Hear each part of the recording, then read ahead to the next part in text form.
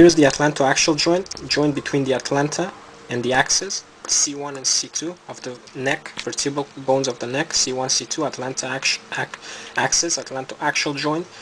And so you can see there is the dens. This is looking from the back. There's the spinous process, bifid, no spinous process for atlas. Has the superior articular processes. Inferior articular process of atlas articulates with the inferior articular process of atlas articulates with the superior articular process of axis. And the superior articular process of atlas articulates with the skull. We will talk about that later. That's called articulation of the atlas with the axis is called atlantoaxial joint. Articulation of the atlas with the skull is called atlanto-occipital joint. So here is the dens, and this is a pivot joint. Like I said before, a pivot only allows rotational movements. So it's like this, and the pen just rotates inside it. This groove, just only rotational, no flexion, extension, or anything, only rotation. And there's lots of those. For example, the head of the radius has that kind of a joint with the ulna. We'll see that later when we discuss the upper limb. Here, if you look at these are the vertebral bones, okay, and there's the intervertebral discs. Now, this is the joint here. The inferior articular process articulates with the superior articular process. See here, and this with the one above, the superior with the inferior of one above.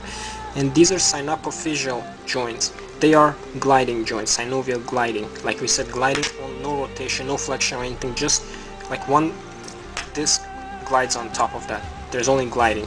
And these joints, is only in the vertebral bones, are called synapophyseal joints. So when you hear that word, think of these joints, these gliding joints between adjacent vertebral bones. Okay? And finally here, if you look, this is the structure. So this the bones, vertebral bones, and there's this intervertebral disc. And if you look at intervertebral disc from top view, this is what you see. The outside is different from the very center. The outside is called the annulus fibrosus. The inside is called the nucleus pulposus, and they are different in terms of histologically. There is clear differences, but we won't get into that detail now. Just knowing that the outside is for weight bearing, the inside is more for gliding movement. This is weight bearing, weight of adjacent vertebral bones, and this is for movement. Nucleus pulposus, annulus fibrosus. Okay, so that's that.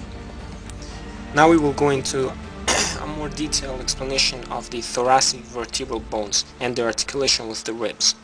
Okay, so here we will look at the detail in the articulation of the rib with the thoracic vertebra in more detail. So from the previous tutorial, we said that the costovertebral joint, the joint between the rib and the vertebral column, the costovertebral joint includes two joints. One is called the costotransverse joint, another is the joint of head of rib, together forming the costovertebral joint. Now, the costotransverse joint is between the transverse process. There's a facet on the transverse process of the vertebral bones, thoracic vertebral bones, a facet, and that will articulate with the tubercle of the rib. There are no facets on the transverse processes of cervical or lumbar or sacral vertebral bones. Only on thoracic, T1 to T12 will have this. And not even T11 and T12 will not have this, because we said, like we said previously, ribs 11 and 12 lack the tubercle. Okay, so this is going to be the costotransverse joint, and then the head of the rib will articulate with the hemifacets, or half the facet. This is a full-size facet, this is a half facet. Two halves will make a full, complete circle. So if we have rib vertebral bones number T5 and T6 here, vertebral bodies and spinous process, superior inferior articular process, transverse process, and so forth. So if this is number 5 and this is 6, rib number 6 will articulate here. Okay, the rib, if a vertebral bone is number, let's say number 6, its rib will articulate with the top, with that vertebral bone's superior hemifacet.